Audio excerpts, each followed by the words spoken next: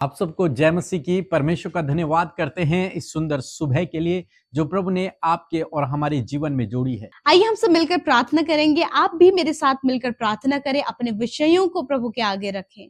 जो भी हालात आज आपके लाइफ के हैं वो प्रभु के आगे रखें। प्रभु आपके लाइफ में कार्य करेंगे। आइए मिलकर प्रार्थना करें। धन्यवाद धन्यवाद धन्यवाद करते हैं स्वर्ग में विराजमान हमारे पिता, हम आपका आदर और सम्मान करते हैं।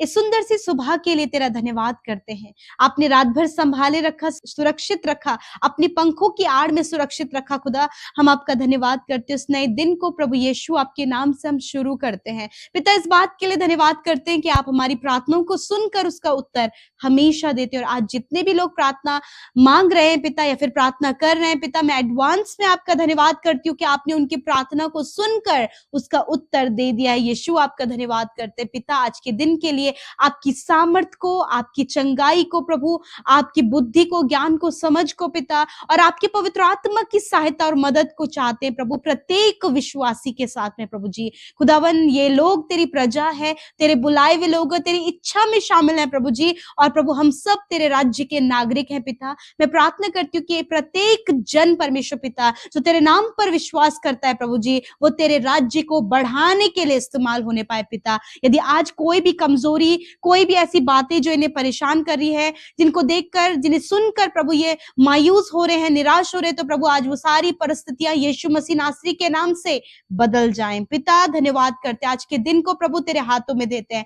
आप प्रभु हर प्रकार के पाप, अपराध, गलत कामों से हमें बचाएं, और प्रभु हम तेरे राज्य को बढ़ा सके परमेश्वर पिता। प्रभु मैं प्रार्थना करती हूँ पिता, एक एक जन प्रभु जो इस समय तेरी उपस्थिति में है प्रभु, तेरे वचन को बड़े ध्यान से सुना है परमेश्वर। हम सब मिलकर तेरे वचन का आदर करते हैं, और हर एक जन प्रभु इस वचन की सामर्थ को अपने जीवन में महसूस कर सके पिता। प्रभु मैं प्रार्थना करती हूँ पिता, जब आपका वचन जो हमें करने को कहता है प्रभु, उसी अनुसार हम अपने जीवन को प्रभु इंस्ट्रक्ट कर सके परमेश्वर पिता। मैं प्रार्थना करती हूँ पिता, आज एक एक भाई बहन प्रभु तेरे वचन के अनुसार चल सके पिता। यदि प्रभु आज उनके जीवन में लड़ाई झगड़े हैं पिता परमेश्वर, या फिर लोग जब उनके विरोध में कुछ कहते हैं तो वो पलट कर उसका जवाब देते हैं परमेश्वर, या फिर इनके परिवारों में ऐसी बातें हैं प्रभु जी कि पिता कोई भी प्रभु इन्हें समझाने के लिए यदि कोई बात करते प्रभु, तो पलट कर प्रभु तेरे लोग जवाब ना देने पाए पिता परमेश्वर प्रभु, या फिर कोई भी विरोध में इनके कह रहा है प्रभु, ये तेरे लोग परमेश्वर पिता पलट कर प्रभु उन्हें जवाब ना देने वाले हो सके पिता। मैं प्रार्थना करती हूँ प्रभु कि हर एक जन को तो सहनशील बना प्रभु, और पिता वो तेरी ओर प्रभु ताकने पाए प्रभु। तूने कहा है कि मैं आप तुम्हारी ओर से लड़ूंगा। सच में प्रभु तूने कहा है कि मैं तुम्हारी ओर से लड़ूंगा, तुम चुपचाप रहो। हाँ परमेश्वर पिता, हम सबको चुपचाप रहने के लिए प्रभु, सहनशील बनाने के लिए प्रभु आप सहायता करें परमेश्वर पिता। प्रभु यदि आज ऐसी परिस्थितियां प्रभु, जब इन्हें प्रभु कोई भी कुछ कहता है प्रभु, इन्हें बहुत गुस्सा आता है प्रभु, जिसके कारण प्रभु लड़ाई और झगड़े का माहौल बनता है प्रभु, तो आज मैं प्रार्थना करती हूँ इनके परिवार से, इनके जीवन में प्रभु जो भी प्रभु ऐसा माहौल बनता है प्रभु, जब लड़ाई झगड़ा वहां पर हो जाता है प्रभु, तो मैं प्रार्थना करती हूँ प्रभु कि आज प्रभु वो परिस्थिति बदल जाए प्रभु, तेरे लोग सहनशील होने पाए प्रभु जी, और हर प्रकार के लड़ाई झगड़ा प्रभु तेरे लोगों के जीवन से दूर होने पाए प्रभु। यदि इन्हें बहुत ज्यादा गुस्सा आता है तो प्रभु इनके गुस्से पर प्रभु आप इन्हें कंट्रोल दे प्रभु यीशु मसीह। मैं धन्यवाद करती हूँ पिता। आज प्रभु मैं प्रार्थना करती हूँ प्रभु, ये अपने परिवारों में सहनशील बनने पाए प्रभु, अपने रिश्तों में सहनशील बनने पाए पिता। यदि कोई भी प्रभु इन्हें कहता है प्रभु, तो ये सहनशील होकर प्रभु उन बातों को सुन सके परमेश्वर पिता, और तेरी ओर प्रभु देख सके परमेश्वर, क्योंकि तू पलटा लेने वाला परमेश्वर है प्रभु जी।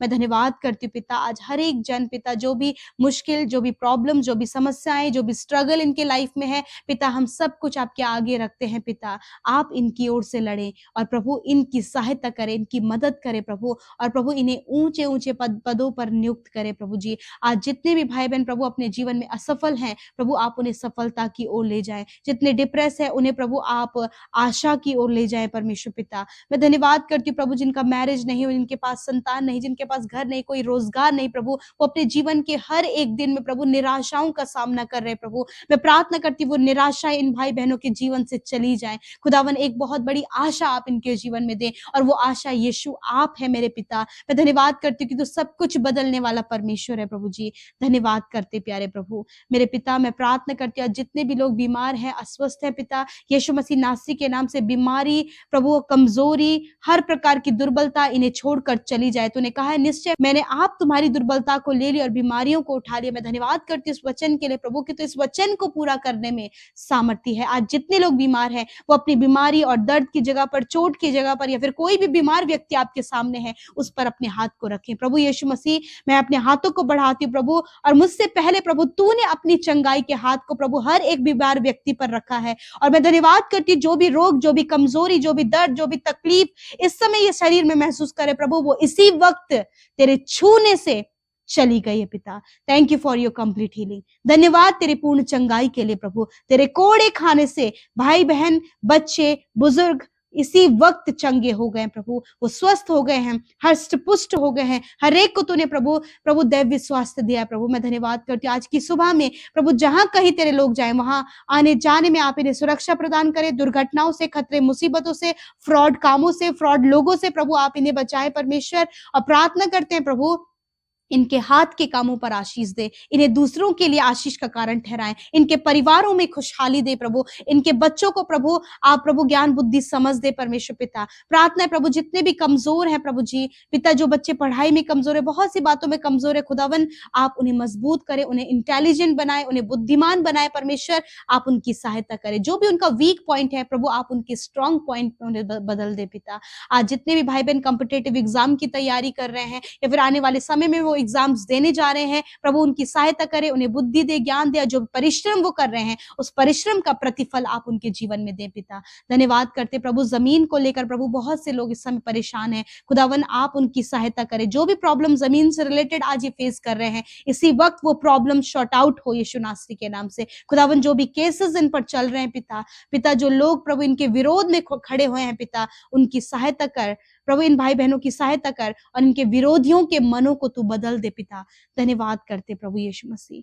थैंक यू फादर, धन्यवाद। इनके फाइल प्रोसेस, पेपर प्रोसेस को कंप्लीट होने में आप मदद करें। जितने भी भाई बहन प्रभु अपने पेंशन के लिए, अपने प्रमोशन के लिए, अपने ट्रांसफर के लिए बहुत ज्यादा सफर कर रहे हैं प्रभु, उनकी सहायता करें और उनकी मदद करें। धन्यवाद पिता, आपने हर एक की प्रार्थना को सुना और हर एक के संग में आप हुए प्रभु जी। और पिता आज आपके लोग प्रभु जी अपने जीवन में सहनशील बनने पाए पिता, और खड़े खड़े प्रभु तेरी ओर से अपने बचाव को देख सके पिता। धन्यवाद करते, हर एक को तेरे नाम से आशीष देते हैं। जितनों ने प्रार्थना विनतियां दी है मैं धन्यवाद करती हूँ, हर एक की प्रार्थना सुनकर आपने उत्तर दिया है। आज जितने भी भाई बहनों का जन्मदिन है प्रभु ने ब्लेस करे, दीर्घ आयु दे, उनके सपनों को पूरा करे। एक नया साल जब आपने दिया इस पूरे साल में स्वस्थ करे, उन्हें स्वस्थ रखे, उनके कामों पर आशीष दे और तेरा राज्य इन भाई बहनों के द्वारा, बच्चों के द्वारा बढ़ने पाए पिता। धन्यवाद करते, सारी बातों में आदर महिमा जलाल आपको देते हैं। यीशु के नाम से विनती को मांगते, सुने और ग्रहण करें।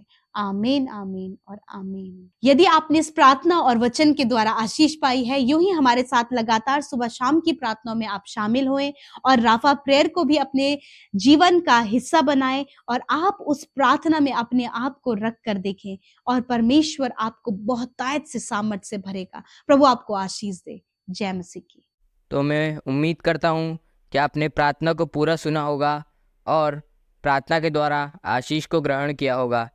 आज मैं आपसे बात करना चाहता हूँ कि आपके जीवन में ऐसी परिस्थिति उत्पन्न हुई होगी जिसमें आपको कुछ भी समझ न आ रहा होगा, कुछ भी सूझ नहीं रहा है कि आपको अब क्या करना चाहिए। मैं क्या करूँ, क्या न करूँ, मैं इस समस्या या फिर इस परिस्थिति को कैसे संभालूं, कैसे हैंडल करूं, ऐसे ऐसे विचार आपके मन में आ रहे होंगे।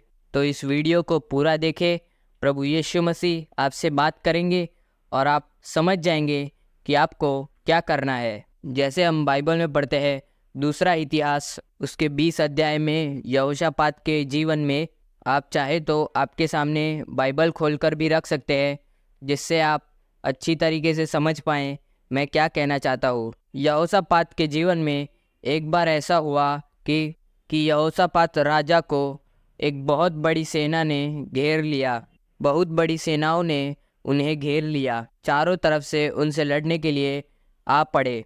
उन्होंने देखा कि इतनी बड़ी भीड़ के सामने उनका कुछ बस नहीं चल सकता, उन्हें लगा कि हम यह युद्ध नहीं लड़ सकते। उन्हें कुछ समझ नहीं आ रहा था कि हमें क्या करना चाहिए। तब वे परमेश्वर के भवन में गए और परमेश्वर से प्रार्थना करने लगे, प्रभु को उनके वचन याद दिलाकर कि प्रभु, आपने हमसे वादा किया था कि जब तुम प्रार्थना करोगे तो मैं तुम्हारी प्रार्थना को सुनूंगा और तुम्हारे शत्रुओं से मैं तुम्हें छुटकारा दिलाऊंगा। इस प्रकार की प्रार्थना वे परमेश्वर से करने लगे। उन्होंने कहा कि परमेश्वर, इस बड़ी भीड़ के सामने मेरा कुछ बस नहीं चलता, हमें कुछ भी समझ नहीं आ रहा कि हमें क्या करना चाहिए, पर हमारी नज़रें तो आप पर लगी हुई है। प्रभु, हमें कुछ समझ नहीं आ रहा, इसलिए हम तेरे भवन में आए हैं, तेरे सम्मुख बैठे हैं, तेरे सम्मुख प्रार्थना कर रहे हैं। हमारी आंखें तुम्हारी ओर लगी है, हमारी आशा आपकी ओर लगी है, हमारी दृष्टि आप पर लगी हुई है। हम आपकी ओर ताक रहे हैं सहायता के लिए। हमें कुछ भी समझ नहीं आ रहा इस कठिन परिस्थिति से कैसे हैंडल किया जाए, इस कठिन परिस्थिति में क्या किया जाए, इस समस्या से कैसे निपटा जाए, हमें कुछ भी समझ नहीं आ रहा है। इसलिए प्रभु, आप हमारी मदद करें। और इस तरह से वे परमेश्वर के भवन में जाकर प्रार्थना करने लगे।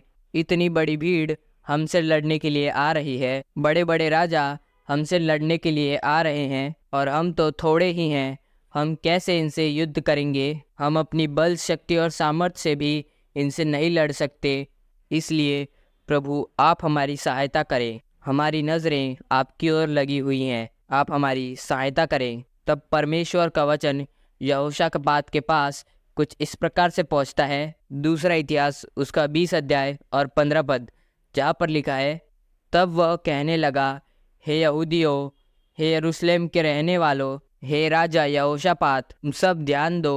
यहोवा तुमसे यों कहता है, तुम इस बड़ी भीड़ से मत डरो और तुम्हारा मन कच्चा ना हो, क्योंकि युद्ध तुम्हारा नहीं परमेश्वर का है। दोस्तों, यहाँ पर हम देखते हैं कि परमेश्वर का आत्मा भविष्यवक्ता के ऊपर उतरा और तब भविष्यवक्ता ने यहोशापात से कहा, परमेश्वर के भवन में बैठे हुए थे, परमेश्वर की ओर ताक रहे थे, उनसे प्रार्थना कर रहे थे, उनसे कहा कि तुम इस भीड़ को देखकर मत डरो। ये जो बड़ी भीड़ तुम्हारे विरोध में खड़ी है, इसे देखकर डरने की आवश्यकता नहीं है। तुम इस बड़ी भीड़ को देखकर डरो नहीं, तुम्हारा मन कच्चा न हो, व्याकुल न हो, तुम घबराओ मत। इस समस्या को आते देख डरो मत। क्यों मत घबराओ? क्योंकि युद्ध तुम्हारा नहीं है, बल्कि युद्ध परमेश्वर का है। हमारी ओर से लड़ने वाला परमेश्वर है। तुम्हें डरने की आवश्यकता नहीं है, घबराने की भी आवश्यकता नहीं है, तुम्हें व्याकुल होने की आवश्यकता नहीं, तुम्हें निराश होने की आवश्यकता नहीं। कैसे इस समस्या से निपटा जाए, ये सोचने की तुम्हें आवश्यकता नहीं है, क्योंकि तुम्हारी ओर से लड़ने वाला स्वयं सर्वशक्तिमान परमेश्वर है। स्वयं परमेश्वर है जो तुम्हारे इस युद्ध को तुम्हारी ओर से लड़ेगा। परमेश्वर का वचन उनसे कहता है कि कल तुम युद्ध क्षेत्र में जाना और खड़े खड़े प्रभु के आश्चर्य कर्मों को देखना, परमेश्वर के बड़े कार्य को देखना।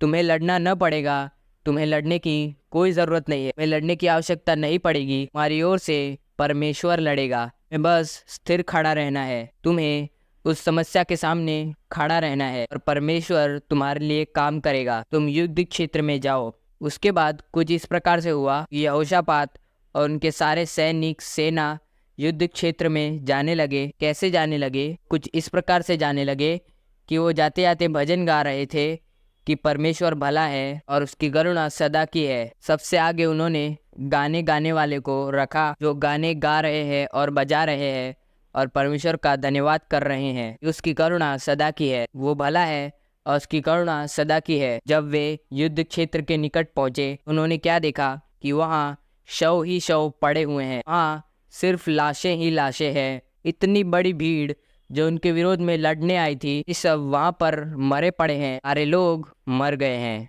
कैसे प्रभु उनकी ओर से लड़ा, जिससे ऐसा कुछ हुआ जिससे उन्होंने एक दूसरे को मार दिया। तब बाइबल कहती है कि यहोशापात और उनकी पूरी टीम उन्होंने 3 दिन तक वहाँ से सामान को बटोरा, पर सोना चांदी जैसी बहुत कीमती चीज़ें मौजूद थी, बहुमूल्य चीज़ें मौजूद थी और उन्हें इन सभी चीज़ों को बटोरने में 3 दिन लग गए। उन्होंने परमेश्वर की महिमा की और परमेश्वर की तारीफ की कि परमेश्वर अद्भुत है, परमेश्वर अद्भुत आश्चर्य कर्म को करने वाला है। प्रभु हमारी ओर से लड़ने वाला परमेश्वर है, हमारी सहायता करने वाला परमेश्वर है। तो आज मैं आपसे कहूँगा, यदि आपको भी कुछ समझ नहीं आ रहा कैसे इस समस्या से निपटा जाए, कैसे इस कठिन परिस्थिति से बाहर आया जाए या किया जाए, तो मैं आपसे कहूँगा कि आपको वही करना है जो यहोशापात ने किया था। उन्होंने क्या किया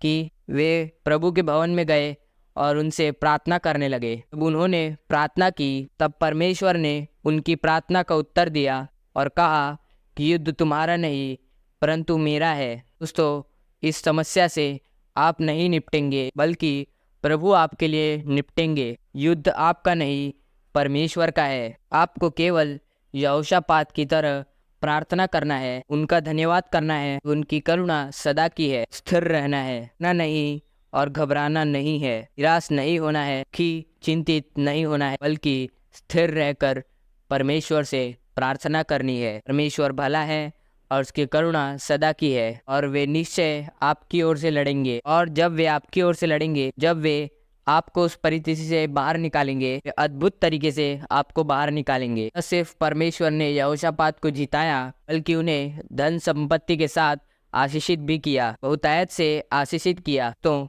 इसी प्रकार से परमेश्वर जब आपको भी समस्या से बाहर निकालेंगे तो आपको भी बहुतायत से आशीषित करेंगे, महान कार्य को आपके जीवन में करेंगे। तो मैं उम्मीद करता हूँ कि आप समझ गए होंगे कि आपको ऐसी परिस्थिति में जब आपको कुछ समझ नहीं आ रहा है क्या करना चाहिए। आप इस वीडियो में बताए गए कामों को करें, प्रार्थनाओं को करें, वचन पर मंथन करें और परमेश्वर के वचन के अनुसार अपने जीवन को व्यतीत करने की कोशिश करें। निश्चय प्रभु आपको इस परिस्थिति से भी बाहर निकालेंगे। मैं आपसे फिर मिलूँगा अगले वीडियो में। तब तक परमेश्वर आपको आपके जीवन में आगे बढ़ाते रहे और आपको खुश रखे। जय मसीह की।